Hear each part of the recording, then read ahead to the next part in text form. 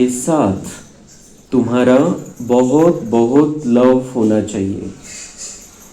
सवेरे सवेरे उठकर पहले पहले कहो शिव बाबा गुड मॉर्निंग।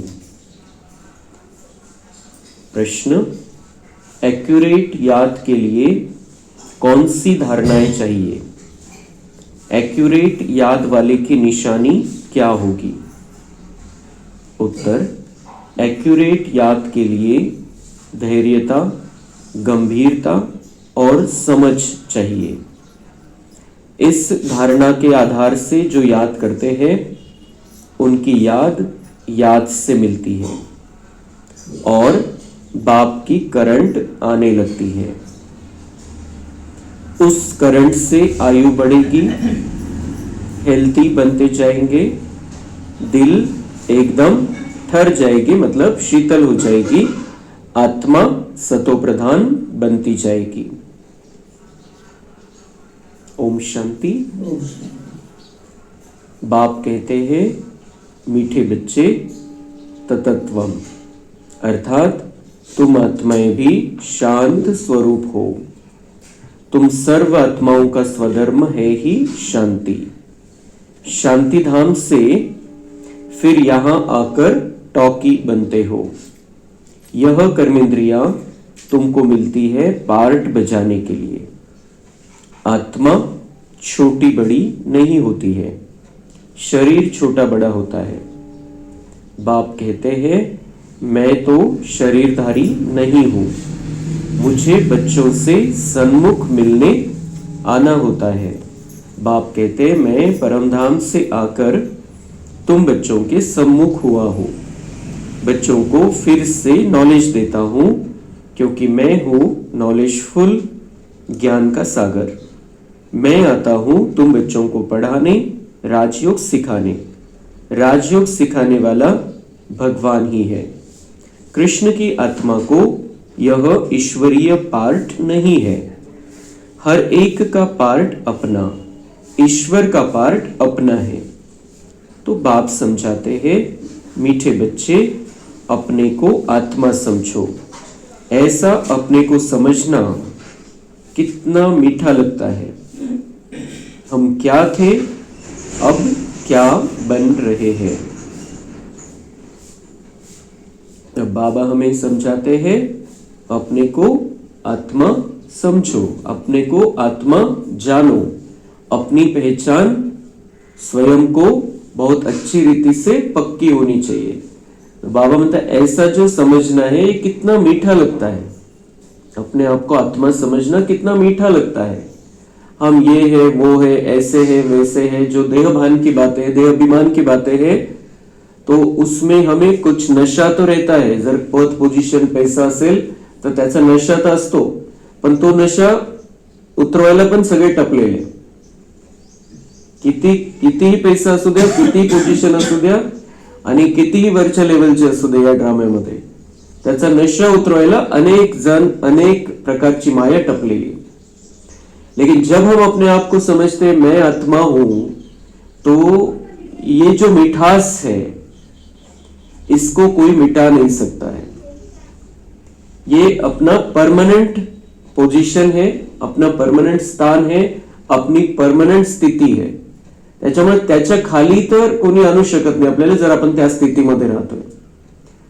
पदावरती आहे, पद चाललेच आहे, सदा काळासाठी पद नाहीये। पैसा आहे, पैसा पण सदा काळासाठी टिकत नाही। आणि म्हणून तो जो त्यामुळे जो नशा है तो पण अल्प काळाचा है। लेकिन बाबा म्हणता है कि अपने आप को आत्मा समझना ये सबसे मीठी बात है। कितना मीठा लगता है कि मैं आत्मा हूं, कोई विस्तार नहीं, कोई रिश्ते नहीं, कोई दुख नहीं, कोई तकलीफ नहीं, कोई परेशानी नहीं, मैं आत्मा हूं। तो बस वो आत्मिक स्थिति का सुंदर आनंद है, शांति है, पवित्रता है, शक्ति है। तो म्हणून बाबा म्हणताय की असं जड नाहीये ते, त्याच्यामध्ये काही जडपणाचा विषय नाहीये किंवा जबरदस्तीने तुम्हाला ही धारणा नहीं करायची है। अपने आप को आत्मा समझना ये सबसे मीठी बात है। कितना मीठा लगता है कि मैं आत्मा हूं। ये आत्मा, आत्मा जो हम कहते हैं, ये हम आत्मा चैतन्य ज्योतिबिंदू सितारा आहे, बहुत सुंदर. बाबांचं ज्ञान मिळण्याच्या आधी आत्मा म्हणजे आपल्याला भूत दिसायचं, भटकती आत्मा, तेच आपल्या बुद्धीमध्ये होत्या त्या गोष्टी. लेकिन बाबा का बनने के बाद हमें ये पता चला है कि मैं बहुत मीठी आत्मा हूं, मैं बहुत अच्छी आत्मा हूं, मैं सुंदर चमकता हुआ सितारा हूं. मैं आत्मा ही स्टार्ट में देवताई शरीर में थी, मैं आत्मा ही सफर करते करते यहां पर पहुंची हूं. तो मैं आत्मा बहुत सुंदर बाबा के नैनों का तारा हूं, मैं राज दुलारा हूं. तो कितनी मीठी मीठी बातें बाबा ने हम आत्माओं के बारे में हमें समझाई है. तो इसलिए बाबा कहते हैं ये समझना तो कितना मीठा है कि मैं आत्मा हूं, मैं आत्मा हूं. बहुत प्यार से अपने आप को समझाना है, बताना है कि मैं तो आत्मा हूं. तो वो जो मिठास है, वो मिठास हमें हमारे जीवन को संपूर्ण रीति से मीठा बना देगी. जो काही कडवटपणा आलेला आहे, जो काही तिखटपणा आलेला आहे आपल्या जीवनामध्ये, त्याला जर गोड करायचंय तर आपल्याला मूळ स्थितीमध्ये परत जाऊन स्वतःला त्या गोडीचा अनुभव द्यायचा है कि मी तर खूप सुंदर गोड आत्मा है. तो इतना भी अगर हम सोचेंगे तो सारा जीवन परिवर्तित हो जाएगा. आत्मिक स्थितीमध्ये जर परत आलं तर गोडवा जर परत मिळवायचा आपल्याला आपल्या जीवनामध्ये, तर आपल्याला पुन्हा आपल्या मूळ स्थितीमध्ये जी गोड स्थिती है तिच्यामध्ये पुन्हा परत यायचंय. तो ये बहुत महत्वपूर्ण बाबा का ये महावाक्य है कि अपने को ऐसा आत्मा समझना कितना मीठा लगता है. गोडवेचा अनुभव घेत राहायचंय, वारंवार स्वतःला सांगत राहायचंय, मैं कौन हूं, मैं तो बहुत मीठी आत्मा हूं. यह ड्रामा कैसा वंडरफुल बना हुआ है, यह भी तुम अभी समझते हो. यह पुरुषोत्तम संगम युग है, इतना सिर्फ याद रहे तो भी पक्का हो जाता है कि हम सतयुग में जाने वाले हैं. अगर हम संगम युग में आ गए हैं, पुरुषोत्तम संगम युग है, अगर ये हमें याद रहे तो भी ये पक्का हो जाता है कि हम सतयुग में जाने वाले. अगर हम संगम युग में रहते हैं, अगर हमारी मन बुद्धि कलयुग में भटकती है तो गारंटी नहीं हम सतयुग में जाएंगे. लेकिन अगर हम संगम युग में हैं, अगर हम बाबा के साथ में हैं, अगर हम बाबा के कहने पर चलते हैं, संगम युग की आत्मा बनकर रह रहे हैं, तो ये पक्का है, गारंटेड है कि हम सतयुग में जाने वाले हैं. तो संगम युग में हम हैं ये याद रखना, मतलब मुझे बहुत अच्छा पुरुषार्थ करके पुरुषोत्तम बनना है, ये याद रखना. और जो पुरुषार्थ करेगा वो सतयुग में जरूर जाएगा. तो याद रखना है मैं पुरुषोत्तम संगम युगी आत्मा, मैं बहुत मीठी आत्मा हूं. फिर याद रखना है मैं पुरुषोत्तम संगम युगी आत्मा हूं. अभी संगम पर है, फिर जाना है अपने घर, इसलिए पावन तो जरूर बनना है. फिर अपने घर जाना है तो पावन तो जरूर बनना है. संगम युग पर हूं, सतयुग में जाना है, लेकिन वाया शांतीधाम जाना है. शांतीधामच्या मार्गे सतयुगामध्ये जायचंय. शांतीधामचं स्टॉप आहे मध्ये, तिथं जायचंय. तर तिथं जायचंय तर तिथं पवित्र दुनिया है, तर पवित्र बनल्याशिवाय तिथं जाऊ शकत नहीं. तो शांतिधाम जाना है, इसलिए मुझे पावन जरूर बनना है, ये याद रखना है. अंदर में बहुत खुशी होनी चाहिए. ओहो, बेहद का बाप कहते मीठे मीठे बच्चों मुझे याद करो तो तुम सतो प्रधान बनेंगे. बहुत खुशी होनी चाहिए. बाबा समझाते मुझे किस तरीके से संबोधित करते, मीठे मीठे बच्चे. किसको संबोधित करते? आत्मा को. बाबा मुझे मीठी आत्मा समझता है, इसलिए आज के मुरली में बहुत बार आया है मीठे मीठे बच्चे, मीठे मीठे बच्चे. तो बाबा हमें बहुत मीठा समझता है, हमें भी अपने आप को मीठे स्वरूप में वापस लेकर आना है. अंदर जो विकारों की कड़वाहट है उसको हमें समाप्त कर देना है. तो बेहद का बाप कहते हैं मीठे मीठे बच्चों मुझे याद करो तो तुम सतो प्रधान बनेंगे, विश्व का मालिक बनेंगे. बाप कितना बच्चों को प्यार करते हैं. ऐसे नहीं कि सिर्फ टीचर के रूप में पढ़ाकर और घर ले जाते. यह तो बाप भी है, टीचर भी है, तुमको पढ़ाते भी है, याद की यात्रा भी सिखलाते हैं. ऐसा विश्व का मालिक बनाने वाले पतित से पावन बनाने वाले बाप के साथ बहुत प्यार होना चाहिए। सवेरे सवेरे उठने से ही पहले पहले शिव बाबा से गुड मॉर्निंग करना चाहिए। गुड मॉर्निंग अर्थात याद करेंगे तो बहुत खुशी में रहेंगे। तो बच्चों को अपने दिल से पूछना है, हम सवेरे उठकर कितना बेहद के बाप को याद करते हैं। मनुष्य भक्ति भी सवेरे करते हैं ना, भक्ति कितना प्यार से करते हैं, परंतु बाबा जानते हैं कई बच्चे दिल व जान सिक व प्रेम से याद नहीं करते हैं। सवेरे उठ बाबा से गुड मॉर्निंग करे, ज्ञान के चिंतन में रहे तो खुशी का पारा चढ़े।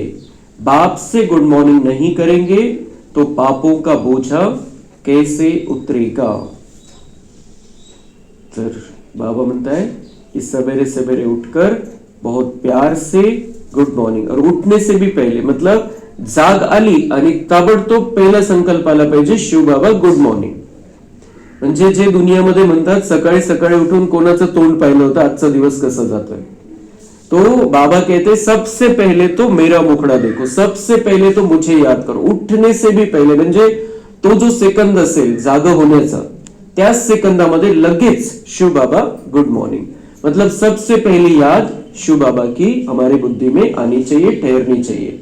तो बाबा मतलब शिव बाबा को अगर याद नहीं करेंगे तो पापों का बोझा कैसे उतरेगा। और सवेरे सवेरे उठकर अगर बाबा की याद नहीं दूसरे तीसरे किसी की याद आ गई, कोई वस्तु व्यक्ति याद आ गया, तो वही कंटिन्यूअस दिनभर चलती है। तो जो मूळ जो स्टार्टिंग असते तिचा प्रभाव दिवसभर असतो। म्हणून बाबा त्याच्यावरती जोर देता है कि पापों का बोझा अगर उतारना है तो सबसे पहले मुझे याद करो।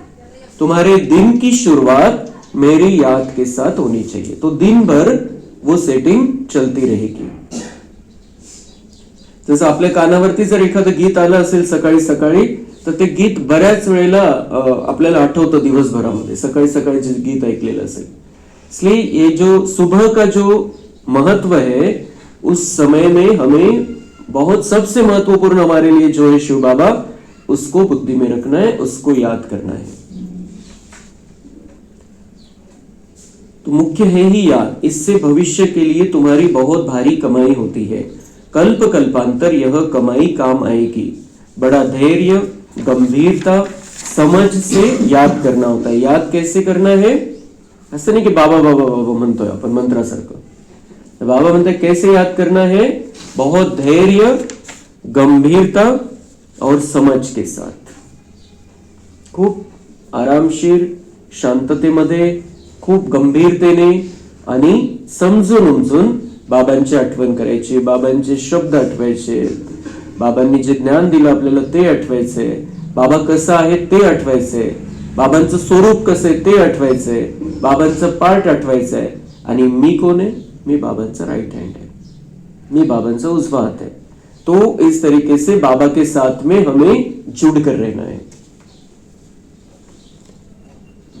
मोटे हिसाब में तो भल यह कह देते हैं कि हम बाबा को बहुत याद करते हैं, परंतु एक्यूरेट याद करने में मेहनत है।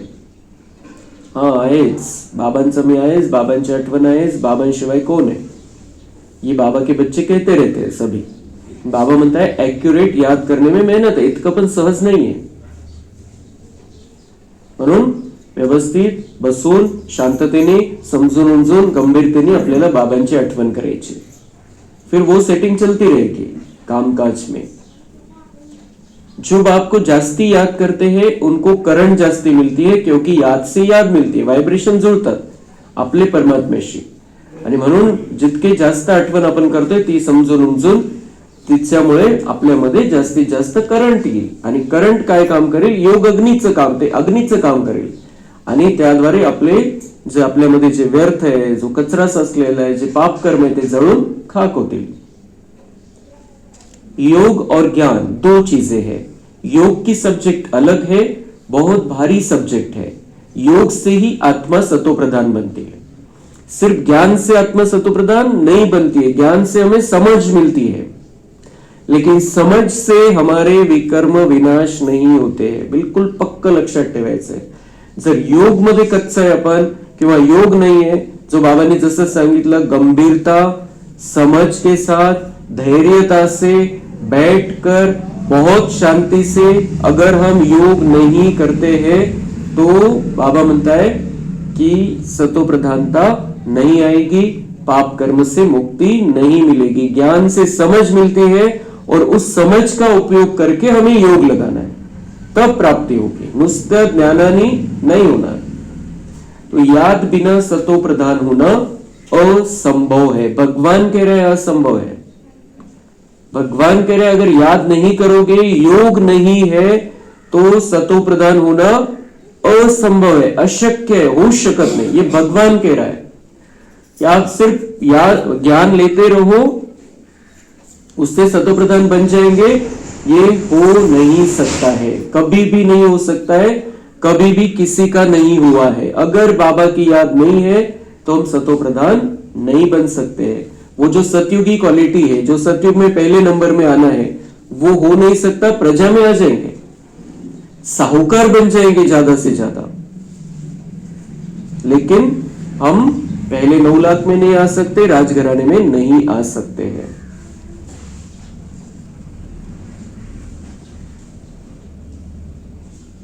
तो अच्छी रीति प्यार से बाप को याद करेंगे तो ऑटोमेटिकली करंट मिलेगी, हेल्दी बन जाएंगे। करंट से आयु भी बढ़ती है। जितना बाबा को दिल से याद करेंगे, करंट से आयु भी बढ़ती, क्योंकि हम विकारों से दूर होने लगते हैं, सतो प्रधानता आने लगती है। तो वो जो गिनती के श्वास हम लेकर आए हैं, वो श्वास लेने में समय ज्यादा होता है, ज्यादा समय हमारे श्वास चलते हैं। एक श्वास लेने में समय थोड़ा ज्यादा लगता है अगर हम बहुत स्थिरता से है, इसलिए हमारी उम्र भी बढ़ती है। उम्र हम बढ़ा सकते हैं संगम युग में। म्हणजे विकारांमध्ये कसं फास्ट श्वास चालतो, त्यामुळे आपण गिनतीचे श्वास आलेले श्वास पटापट ते संपून जातात लवकर। और इसलिए बाबा कहते हैं कि आयु भी आप बढ़ा सकते हो। अगर कल्प पहले हमने अपनी आयु बढ़ाई है, तो इस कल्प में भी पुरुषार्थ से, संकल्पों के आधार से हम अपनी आयु को बढ़ा सकते हैं। बच्चे याद करते हैं तो बाबा भी सर्च लाइट देते हैं। अगर हम याद करते हैं तो बाबा भी हमें सर्च लाइट देते हैं, प्रकाश डालते हैं आत्मा पर। आत्मा उजाले में आ जाती है, आत्मा को सारी बातें क्लियर होने लगती है। तो बाबा सर्च लाइट देते हैं जो बच्चे याद करते हैं। और याद बाबा ने कैसे कही है? एक्यूरेट याद होनी चाहिए, मोघम स्वरूपाची नहीं। बाप कितना बड़ा भारी खजाना तुम बच्चों को देते हैं। कल देखा हमने बाबा कितना बड़ा भारी खजाना हमारे लिए खोलकर बैठा है। मीठे बच्चों को यह पक्का याद रखना है, शिव बाबा हमको पढ़ाते हैं। शिव बाबा पतित पावन भी है, सदगति दाता भी है। सदगति माना स्वर्ग की राजा ही देते हैं। बाबा कितना मीठा है, सदगति करता है, स्वर्ग की राजा ही देता है। स्वर्ग कितना सुंदर है। हमने जो नोआ शाम में आए थे उन्होंने देखा कि स्वर्ग कितना सुंदर है हमारा, वहां पर कैसे चाल चलन रहती है, व्यवहार होता है, कितना मीठा, कितना सुंदर जीवन है। स्वर्ग स्वर्ग फक्त आपण म्हणतो, पण ते ऍक्च्युअल जीवन बाबा म्हणतात की तुमचा जो या ज्ञान मार्गामध्ये तो खूप महत्वपूर्ण विषय सतयुग, सतयुगाची बादशाही, म्हणून तो पण मिस नाही झाला पाहिजे। सतयुगामध्ये जायचंय, पण ते सतयुग कसं आहे ते जेव्हा आपल्याला कळतं, जेव्हा आपल्याला क्लिअर होतं की इतकी सुंदर दुनिया आहे, तर आपल्या पुरुषार्थाची स्पीड वाढून जाईल। इसलिए उसको समझना है, उसको समझने का प्रयत्न करना है कि आज से 12 साल के बाद कैसे दुनिया आने वाली है, कितनी सुंदर रीति रहेगी वहां पर जीवन की। तो ये अगर हम उस विषय में हम अगर आगे जाएंगे तो बाकी सभी विषयों में आगे जाएंगे। तो बाबा तो रोज कहता है मैं तुम्हें स्वर्ग की राजाई देने के लिए आया हूं, लेकिन वो स्वर्ग कैसा है एक्चुअल में, इसका अभ्यास हमें करना चाहिए। तो हमारा पुरुषार्थ बहुत तीव्र गति पकड़ लेगा। कितना प्यार से बच्चों को बैठ पढ़ाते हैं, बाप दादा द्वारा हमको पढ़ाते हैं। बाबा कितना मीठा है, कितना प्यार करते हैं, कोई तकलीफ नहीं देते, सिर्फ कहते मुझे याद करो और चक्र को याद करो। बाप की याद में दिल एकदम ठहर जानी चाहिए, एक बाप की ही याद सतानी चाहिए, क्योंकि बाप से वर्षा कितना भारी मिलता है। अपने को देखना चाहिए हमारा बाप के साथ कितना प्यार है, कहां तक हमारे में दैवी गुण है। क्योंकि तुम बच्चे अब कांटों से फूल बन रहे हो। जितना जितना योग में रहेंगे उतना कांटों से फूल सतो प्रधान बनते जाएंगे। फूल बन गए फिर यहां रह नहीं सकेंगे। फूलों का बगीचा है ही स्वर्ग। जो बहुत कांटों को फूल बनाते हैं उन्हें ही सच्चा खुशबूदार फूल कहेंगे। कभी किसको कांटा नहीं लगाएंगे। क्रोध भी बड़ा कांटा है, बहुतों को दुख देते हैं। अभी तुम बच्चे कांटों की दुनिया से किनारे पर आ गए हो, तुम हो संगम पर। जैसे माली फूलों को अलग पॉट यानी बर्तन में निकाल कर रखते हैं, वैसे ही तुम फूलों को भी अब संगम युगी पॉट में अलग रखा हुआ है। फिर तुम फूल स्वर्ग में चले जाएंगे, कलयुगी कांटे भस्म हो जाएंगे। भगवान के इतने सुंदर महावाक्य। भगवान कह रहा है कि आप इस जंगल के, इस दुनिया रूपी जंगल के कांटे बन चुके थे और ऐसे कांटों को चुन चुनकर मैंने अलग किया है और उनको मैं अब फूल बना रहा हूं, अलग पॉट में रख दिया है। संगमयुगी फुलं आपण आहोत आता, आपल्याला आता फुलायचंय, सुगंध पसरवायचा आहे चांगल्या प्रकारे आणि आपण सतयुगाच्या बगीच्यामध्ये जाणार आहे। तिथं आपण फुलांसारखं जीवन जगणार आहे। तो हमें ये पक्का होना चाहिए कि बाबा ने हमें अब कलयुग से अलग कर दिया है। बिलकुल पक्क पाहिजे आपल्यामध्ये आणि कलियुग वाल्यांच्या जीवनामध्ये, जीवन व्यवहारामध्ये जे काही ते पोटा पाण्यासाठी करतायत त्याच्यामध्ये आणि आपण जे काही करतो त्याच्यामध्ये तो फरक स्पष्ट जाणवला पाहिजे। हे जाणवलं पाहिजे सगळ्यांना कि ये सचमुच में ईश्वर के विद्यार्थी है और इनके जीवन में इस पढ़ाई को बहुत महत्व है, ये ज्ञान को बहुत महत्व देते हैं, योग को बहुत महत्व देते हैं। जब उन्हें समझ में आएगा कि ये क्या कर रहे हैं और किस कारण से ये खुश रहते हैं, स्थिर है, तो उनको भी वो प्रेरणाएं मिलेगी कि हम भी इनके जैसे बन जाए। तो हमें उसके लिए, हमें जो बाबा कह रहा है कि आप संगम युगी पॉट में आ गए हो तो वैसा हमें रहना है, तब हम दूसरों की सेवा कर सकेंगे, दूसरों को संदेश पहुंचा सकेंगे। जितनों को हम रास्ता बताएंगे उतनों की दुआएं, और वो कितनों को रास्ता बताएंगे उतनों की भी दुआएं हमको मिलेगी, गुप्त दुआएं। इसलिए हमारा जीवन ऐसा होना चाहिए की जीवन ही संदेश बन जाए, की असं जीवन मला पण बनवायचं, इतकं स्थिर मला पण राहायचंय, इतकं टेन्शन मुक्त मला पण राहायचंय, इतकं खुश मला पण राहायचंय। तो हमें बिल्कुल क्लियर होना चाहिए कि मैं संगम युगी पॉट में हो, या वेगळ्या भांड्यामध्ये बाबांनी मला काढलेलं आहे, आता कलियुगाच्या किचड मधून बाहेर काढलेलं आहे आणि खूप सुंदर फुलांच्या टोकरीमध्ये मला आता ठेवलेलं आहे। तो मेरा जीवन भी ऐसे ही होना चाहिए। काम क्रोध लोभ मोह अहंकार का जीवन नहीं होना चाहिए, एक दूसरे को कांटा नहीं लगाना है किसी भी कारण से। मुझे फूल जैसा रहना है, फूल जैसा व्यवहार सबके साथ रखना है। मीठे बच्चे जानते हैं पारलौकिक बाप से हमको अविनाशी वर्षा मिलता है। जो सच्चे सच्चे बच्चे हैं, जिनका बाप दादा से पूरा प्यार है, उनको बड़ी खुशी रहेगी, हम विश्व का मालिक बनते हैं।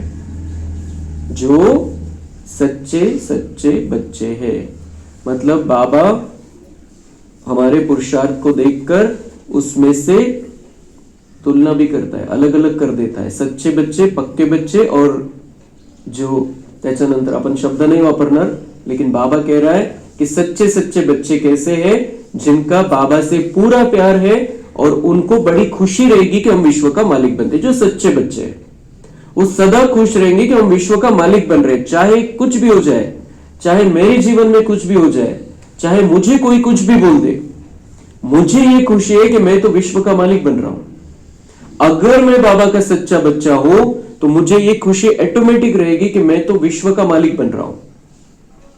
ये कुछ समय का धीरज, कुछ समय का धीरज रखना है मुझे। सहनशीलता मुझे शहंशाह बना देगी। ये जो जीवन में, जिसके जीवन में आ गया, वो विश्व का सचमुच में मालिक बनेगा। हाँ, पुरुषार्थ से ही विश्व का मालिक बना जाता है, सिर्फ कहने से नहीं।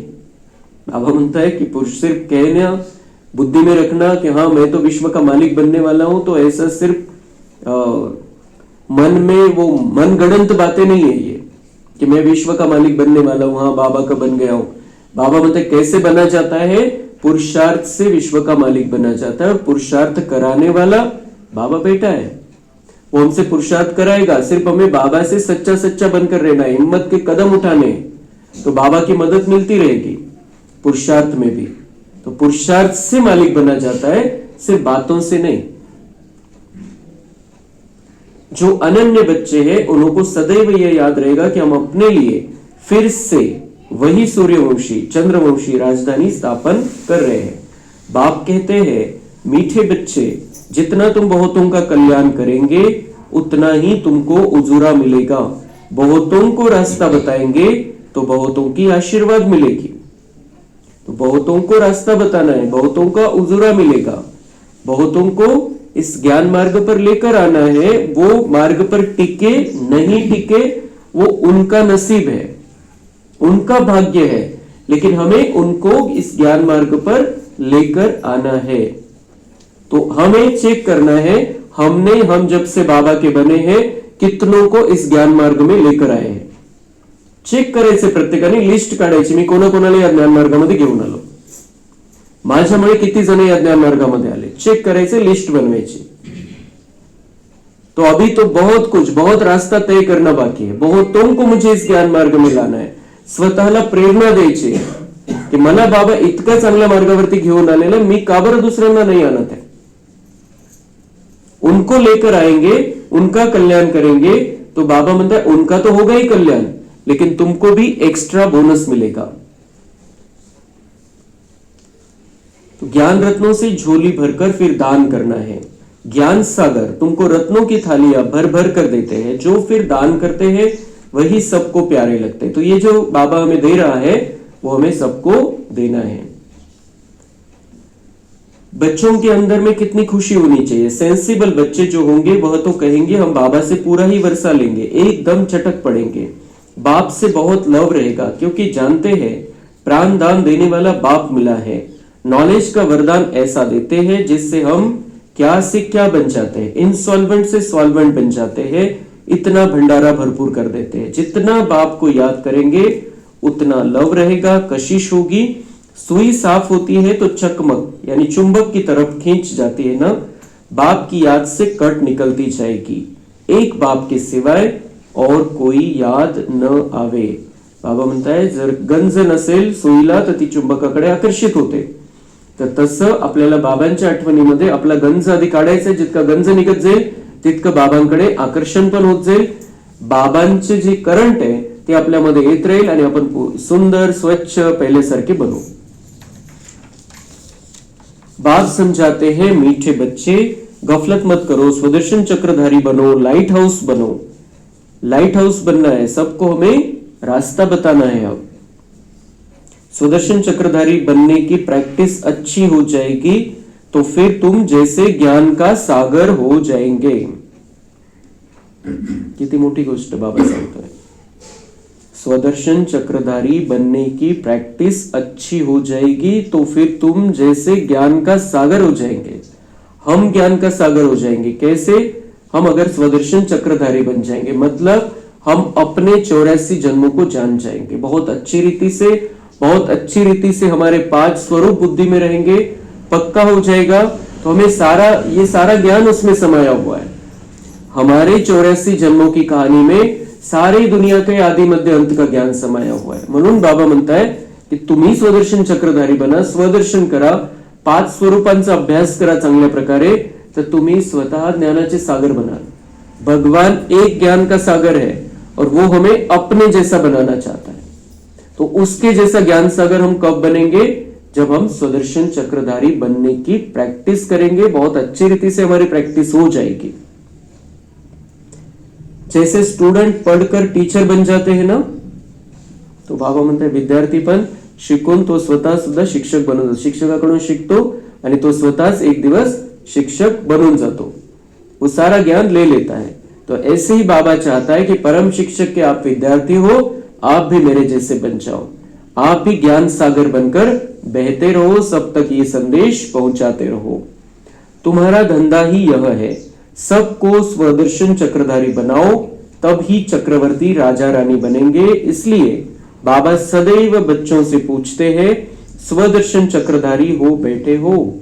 तो बाबा म्हणता है कि सबको स्वदर्शन चक्रधारी बनाओ, तब तुम चक्रवर्ती राजा रानी बनेंगे। मतलब ये सिर्फ ज्ञान अपने तक नहीं रखना है, बहुतों को ये संदेश पहुंचाना है और उनको भी ये बताना है कि आपका ये जीवन है, आप भी ऐसे थे, आप यहां पर पहुंचे हो कलयुग के अंत समय में, लेकिन आप भी सतयुग की आत्मा हो। आपके ये सारे 5 स्वरूप है। तो बाबा मतलब उनको समझाओ तो आप राजा रानी बनेंगे, आपकी वो लेवल हो जाएगी, फिर उनका भी अपना भाग्य, वो जितना पुरुषार्थ करेंगे वो भी राजा रानी बन सकते हैं। लेकिन हम अगर किसी को बनाने के निमित्त बनते हैं तो हम भी ऊंचा पद वहां पर प्राप्त करते हैं। बाप भी स्वदर्शन चक्रधारी है ना, बाप को खुद का भी पता है पार्ट। बाप आए हैं तुम मीठे बच्चों को वापिस ले जाने, तुम बच्चों बिगर हमको भी जैसे बेआरामी होती है। बाबा म्हणते मला तिथं जमत नाही, आराम नाही वाटत, क्योंकि मैं तुम बच्चों के सिवा वहां नहीं रह सकता हूं। फार इतके वर्ष सहन करतो मी, पण मग शेवटी मला पण असं वाटतं की बच्चे यायला पाहिजे इथं आणि बच्चेच्या दुःखामध्ये त्यांना मी सोडवतो। तो बेआरामी होती है बाबा को, जब समय होता है तो बेआरामी हो जाती है, म्हणजे तिथं आता आरामात राहावं नाही वाटत बाबांना, बाबा खाली येतो। बस अभी हम जाऊं, बच्चे बहुत पुकारते हैं, बहुत दुखी है, तरस पड़ता है, अब तुम बच्चों को चलना है घर, फिर वहां से तुम आपे ही चले जाएंगे सुखधाम, वहां मैं तुम्हारा साथी नहीं बनूंगा, अपनी अवस्था अनुसार तुम्हारी आत्मा चली जाएगी। तो बाबा म्हणता है सतयुग में मैं तुम्हारा साथी नहीं बनूंगा, यहां पर पल पल के लिए साथी बनने को तैयार है, लेकिन उस सुंदर सुखमय दुनिया में वो हमारा साथी नहीं बनेगा। हमें ऐसा है कि बाबा हमें संपूर्ण बना देता है, बहुत सारा भाग्य हमें दे देता है, फिर उसकी हमें वैसी जरूरत नहीं है उसके पार्ट की, तो बाबा भी अपने आप को अलग कर लेता है और हमारी अवस्था अनुसार हम नीचे आते रहेंगे। जैसा हमारा पुरुषार्थ वैसे हम नीचे आते रहेंगे। हमें लक्ष्य पक्का करना है कि श्री कृष्ण राधा का जन्म हो जाए, फिर मेरा जन्म होना चाहिए उस दुनिया में, ऐसा लक्ष्य लेकर हमें आगे बढ़ना है। तितका पुरुषार्थ करावा लागेल। असंच ढिल्ला राहून असंच जायचं नाही, आले आणि गेले निघून असं नहीं, हमें बहुत ऊंचा पुरुषार्थ करना है। बहुत थोड़ा समय बचा है, अब बाबा का बनने के बाद भी अगर हम उतना ऊंचा श्रेष्ठ पुरुषार्थ नहीं कर पा रहे हैं तो कितना बड़ा दुर्भाग्य है। तुम बच्चों को यह नशा रहना चाहिए, हम रूहानी यूनिवर्सिटी में पढ़ रहे हैं, हम गॉडली स्टूडेंट हैं, हम मनुष्य से देवता अथवा विश्व का मालिक बनने के लिए पढ़ रहे हैं। इससे हम सारी मिनिस्ट्री पास कर लेते हैं, हेल्थ की एजुकेशन भी पढ़ते हैं, कैरेक्टर सुधारने की भी नॉलेज पढ़ते हैं, health ministry, food ministry, land ministry, building ministry सब इसमें आ जाती है। बाबा म्हणतात हे जे ज्ञान तुम्ही या शाळेमध्ये शिकता, ईश्वराच्या शाळेमध्ये सगळ्या प्रकारच्या मंत्रालयाचं ज्ञान आहे याच्यामध्ये। तुम्हाला आरोग्य कसं चांगलं ठेवायचं हे पण माहिती आहे, अन्न कसं सेवन करायचं हे पण माहिती है, फूड मिनिस्ट्री, फिर वो सतयुग की जमीन, सतयुग का जीवन कैसे होगा, ये सब कुछ बातें तुम्हें पता है और इसलिए तुम सारे मंत्रालयों का यहाँ पर अभ्यास करते हो। वहां का जो भी कारोबार चलने वाला है वो सब कुछ तुम यहाँ सीखते हो। मीठे मीठे बच्चों को बाप बैठ समझाते हैं, जब कोई सभा में भाषण करते हो या किसको समझाते हो तो घड़ी घड़ी बोलो, अपने को आत्मा समझ, परमपिता परमात्मा को याद करो, इस याद से ही तुम्हारे विकर्म विनाश होंगे, तुम पावन बन जाएंगे। घड़ी घड़ी यह याद करना है, परंतु यह भी तुम तभी कह सकेंगे जब खुद याद में होंगे। इस बात की बच्चों में बहुत कमजोरी है। अंदरूनी तुम बच्चों को खुशी होगी, याद में रहेंगे, तब दूसरों को समझाने का असर होगा। तुम्हारा बोलना जास्ती नहीं होना चाहिए, आत्माभिमानी हो, थोड़ा भी समझाएंगे तो तीर भी लगेगा। भाषण करायला चान्स भेटला तर कोणी माईक सोडत नाही लवकर। बाबा म्हणताय तुम्हारा बोलना बहुत थोड़ा होना चाहिए, कोणालाही समजवायचं खूप थोडं, अनुभूती जास्त झाली पाहिजे त्यांना। समजवायचं भाषण नाही करत बसायचे, थोडक्यात समजवायचे। कुठे आपण ज्ञान देतोय, संदेश देतोय, आपण परिचय देतोय, अपन कोर्सच्या बाबतीत सांगतोय, तो बहुत थोड़ा थोड़े में समझाना है।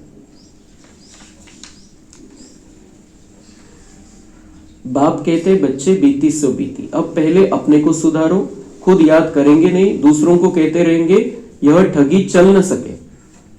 बाबा म्हणते अभी जो हुआ सो हुआ, खुद याद नहीं करते और दूसरों को समझाते बाबा को याद करो। बाबा म्हणते हे फसवणं आता चालणार नाही, हे तुम्ही स्वतःला फसवताय, मला फसवताय।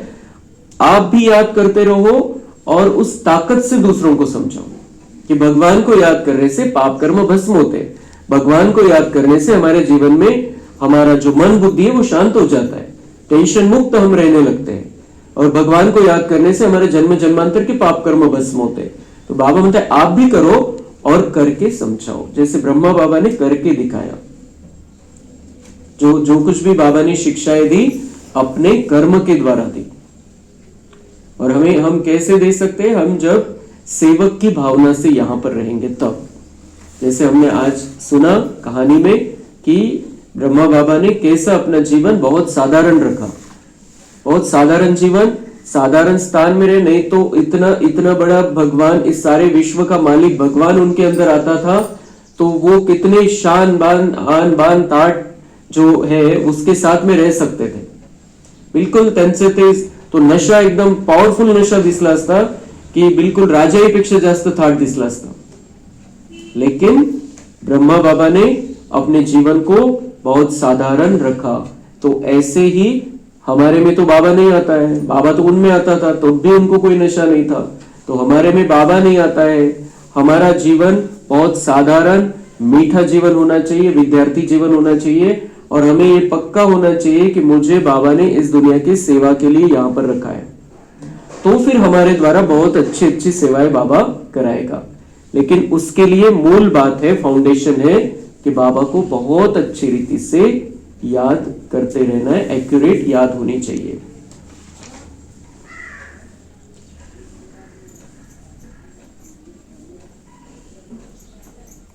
तो बेहद के बाप जैसी शिक्षा तो और कोई दे ही न सके। बाप कहते मीठे बच्चे इस पुरानी दुनिया को भूल जाओ, पिछाड़ी में तो यह सब भूल ही जाना है। बुद्धि लग जाती अपने शांति धाम और सुख धाम में। बाप को याद करते करते बाप के पास चले जाना है। बाबा म्हणते शेवटी तर सगळं विसरायचंय, तर त्याच्या आधी तयारी करा सगळं विसरण्याची पहिलेच, आणि ती जी प्रॅक्टिस आहे ती मग शेवटी आपल्याला पेपरमध्ये पास करेल। बाबा ने नए शरीर का साक्षात्कार करा दिया है, हीरे जवाहरों के महल मिल जाएंगे। नए शरीर हमने देखा कल, कितना सुंदर हमारा शरीर होगा वहां पर सतयुग में, कितना सुंदर शरीर होगा, कितने सुंदर हमारे हीरे जवाहरों से जड़ित हमारे वस्त्र होंगे, कितने सुंदर हमारे महल होंगे, कितनी सुंदर वो दुनिया होगी, फल फूल कैसे सुंदर रहेंगे वहां पर। ऐसा नजारा देखते रहना है हमें। बाबा ने वो साक्षात्कार तो जिनको कराना था उनको करा दिया, और अभी विज्ञान वाले हमें दिखा रहे हैं कि वो दुनिया कैसे होने वाली है। तो हम स्वयं साक्षात देख रहे हैं कि हम कैसी दुनिया में जाने वाले हैं। तो ये हम बिल्कुल क्लियर होना चाहिए। इसलिए बाबा कहते हैं ऐसे सुख धाम में जाने के लिए कितनी मेहनत करनी चाहिए। इतनी सुंदर दुनिया है, इतना सुंदर सतयुग है, तो ऐसे कोई थोड़ी पहुंच जाएगा वहां पर। मेहनत तो चाहिए। जो बाबा हमसे मेहनत कराता है बहुत, और मोहब्बत में मेहनत भी नहीं लगती है। तो ऐसे बाबा से मोहब्बत में हमें सारी तैयारी करनी है ऐसी सुंदर दुनिया में जाने के लिए। थकना नहीं चाहिए, दिन रात बहुत कमाई करनी है। इसलिए बाबा कहते हैं नींद को जीतने वाले बच्चे माम एकम याद करो और विचार सागर मंथन करो। ड्रामा के राज को बुद्धि में रखने से बुद्धि एकदम शीतल हो जाती है। जो महारथी बच्चे होंगे वह कभी हिलेंगे नहीं। शिव बाबा को याद करेंगे तो वह संभाल भी करेंगे। बाप तुम बच्चों को दुख से छुड़ाकर शांति का दान देते हैं, तुमको भी शांति का दान देना है। तुम्हारी यह बेहद की शांति अर्थात योग बल दूसरों को भी एकदम शांत कर देगी। झट मालूम पड़ जाएगा यह हमारे घर का है या नहीं। आत्मा को झट कशिश होगी, यह हमारा बाबा है। नब्ज भी देखनी होती है। बाप की याद में रहो, फिर देखो यह आत्मा हमारे कुल की है। अगर होगी तो एकदम शांत हो जाएगी। जो इस कुल के होंगे उन्हों को ही इन बातों में रस बैठेगा। बच्चे याद करते हैं तो बाप भी प्यार करते हैं। आत्मा को प्यार किया जाता है। यह भी जानते हैं जिन्होंने बहुत भक्ति की है वह ही जास्ती पढ़ेंगे। उनके चेहरे से मालूम पड़ता जाएगा कि बाप में कितना लव है। आत्मा बाप को देखती है, बाप हम आत्माओं को पढ़ा रहे हैं। बाप भी समझते हैं हम इतनी छोटी बिंदी आत्मा को पढ़ाता हूं। आगे चल तुम्हारी यह अवस्था हो जाएगी, समझेंगे हम भाई भाई को पढ़ाते हैं। शक्ल बहन की होते भी दृष्टि आत्मा तरफ जाए, शरीर पर दृष्टि बिल्कुल हो जाए, इसमें बड़ी मेहनत है। यह बड़ी महीन बातें हैं, बड़ी ऊंच पढ़ाई है। वजन करो तो इस पढ़ाई का तरफ बहुत भारी हो जाएगा। बाबा म्हणते पारड्यामध्ये टाका इकडचा अभ्यास आणि तिकडचा शास्त्रांचा अभ्यास, तर हे याचं पारडं कधी जड राहील, कितीतरी जड राहील। ये जो बाबा हमें ज्ञान देते हैं। अच्छा, मीठे मीठे सिक्के लधे बच्चों प्रति माता पिता बाप दादा का याद प्यार और गुड मॉर्निंग। रूहानी बाप की रूहानी बच्चों को नमस्ते। हम रूहानी बच्चों की रूहानी बाप दादा को याद प्यार गुड मॉर्निंग नमस्ते। वहाँ बाबा वहाँ, शुक्रिया बाबा शुक्रिया। वरदान है अंतवाहक शरीर द्वारा सेवा करने वाले कर्म बंधन मुक्त डबल लाइट भव। जैसे स्थूल शरीर द्वारा साकारी ईश्वरीय सेवा में बिजी रहते हो, ऐसे अपने आकारी शरीर द्वारा अंतवाहक सेवा भी साथ साथ करनी है। जैसे ब्रह्मा द्वारा स्थापना की वृद्धि हुई, वैसे अभी आपके सूक्ष्म शरीर द्वारा शिव शक्ति के कंबाइंड रूप के साक्षात्कार द्वारा साक्षात्कार और संदेश मिलने का कार्य होना है।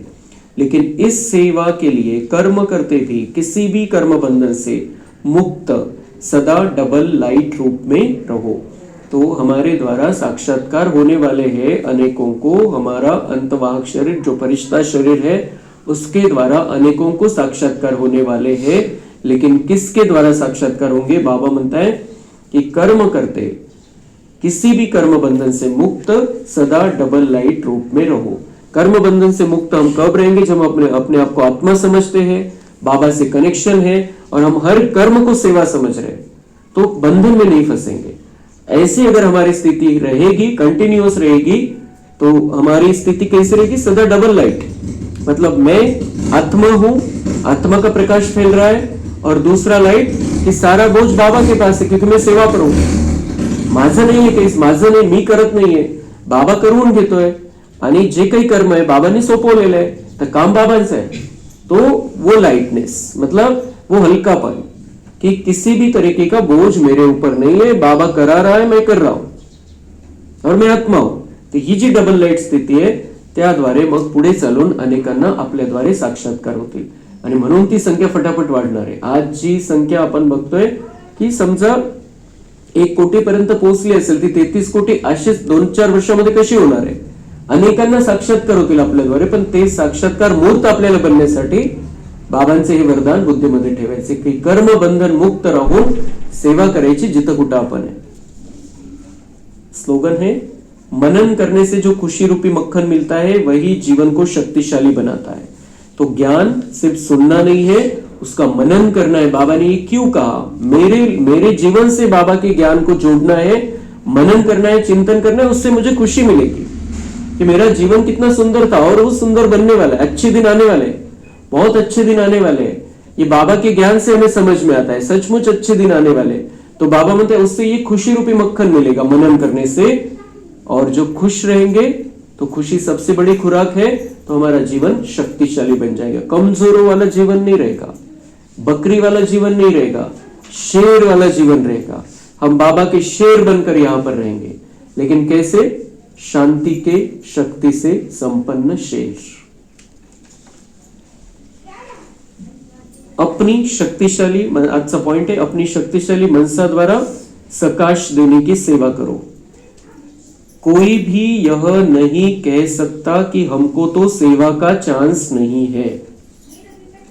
भगवान कह रहा है मेरे बच्चों में से कोई भी ये नहीं कह सकता कि मुझे सेवा का चांस नहीं है। तन मन धन मनसा वाचा कर्मणा, किसी भी तरीके से हर एक आत्मा सेवा कर सकते और उसका रिझल्ट सेम रहेगा। किसी भी तरीके जो चान्स आहे, जे काही करू शकतो आपण, त्याद्वारे आपण अनेकांच्या भाषण करणाऱ्यांच्या, मुरली चालवणाऱ्यांच्या किती पुढे जाऊ शकतो आपल्या सेवेवर। असं नाही की मला चान्स नाही भेटत। बाबा म्हणता कि कोई भी नहीं कह सकता है कि मुझे सेवा का चांस नहीं मिलता है, मुझे नहीं है चांस। कोई बोल नहीं सकते। तो मनसा वायुमंडल से सुख की वृत्ति, सुखमय स्थिति से सेवा करो। ये तो कोई भी कर सकता है। सुखमय स्थिति अपनी बनाकर रखो, बाबा म्हणते वही सेवा हो जाएगी। वो मुरली चलाने से ज्यादा भाग्य मिल जाएगा उसमें।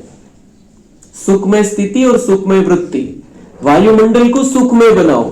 दुख बनाने में, दुख के वाइब्रेशन फैलाने में हमें निमित्त नहीं बनना है। किसी को भी दुख नहीं देना है, खुद दुखी नहीं होना है, किसी को भी दुख नहीं देना है। तो ये वाइब्रेशन बनेगा और ये वाइब्रेशन सबसे ज्यादा ऊंची लेवल पर हमें लेकर जाएगा। क्योंकि बाबा क्यों आया है? दुखमय संसार को सुखमय बनाने के लिए। तो हम किसी भी तरीके से कर सकते हैं, हमें जो भी चांस मिलता है। तो कोई ऐसे नहीं कह सकता है की माझा तेवढा पार्ट नाही आहे, माझ्याकडून तेवढी सेवा होत नाही, मी तेवढं काही करू शकत नाही। तो बाबा कह रहे हैं कि इस अपनी सुखमय स्थिति बनाओ, ये बहुत बड़ी सेवा हो जाएगी। कोणाला भाषण करता येत नाही, कोणाला बोलता येत नाही, तो बाबा म्हणते ये ऐसा हो सकता है, ऐसी सेवा करो। तबीयत ठीक नहीं है तो घर बैठे भी सहयोगी बनो। कोणी येऊ शकत नाही, तब्येत ठीक नहीं है, बेडवर पडून राहायचंय, तो बाबा म्हणते वो भी सेवा कर सकता है, वो भी नहीं बोल सकता है कि मुझे चांस नहीं है। बाबांनी माझी संधी घेऊन टाकली, आता मी काही करू शकत नाही, आता मी बेडवर पडलेलो आहे। बाबा म्हणते अगर वो बेड पर पड़ा हुआ पेशेंट भी सेवा कर सकता है तो हम में से तो कोई भी कर सकता है। कोई बोल ही नहीं सकता है कि मुझे चांस नहीं है। बाबा म्हणता है जो बीमार है, एकदम जाने पर है, वो भी सेवा कर सकता है। कैसे कर सकता है? सहयोगी बनो, घर बैठे भी सहयोगी बनो। सिर्फ मनसा में शुद्ध संकल्पों का स्टॉक जमा करो, शुभ भावनाओं से संपन्न बनो। कैसे कर सकता है? शुभ भावना रखो मन में, अपने लिए भी दूसरों के लिए भी। मनसा में किसी के भी प्रति कोई मैल नहीं होना चाहिए और शुभ भावना, सबको दुआएं देते चलो, सबका कल्याण हो जाए, सब बाबा के बन जाए। तो बाबा मतलब ये जो सेवा होगी वाइब्रेशन की सेवा, ये सबसे बड़ी सेवा है। इसलिए यहां पर कोई भी बाबा का बच्चा, दुनिया में जो भी बाबा के बच्चे हैं, कोई किसी भी हालत में है, वो नहीं कह सकता की मुझे चान्स नाही। जो चान्स मिळाला तो घ्यायचा आहे, ती गोष्ट वेगळी आहे। आपण वेगवेगळ्या प्रकारे सेवा करू शकतो, पण असं कोणीच म्हणू शकत नाही मला तर आता काहीच चान्स नाही, मी काहीच नाही करू शकत सेवा। कोई भी सेवा कितना दिल से हम करते हैं, उसी से हमारे मार्ग बढ़ने वाले सेवा के। अच्छा, ओम शांति।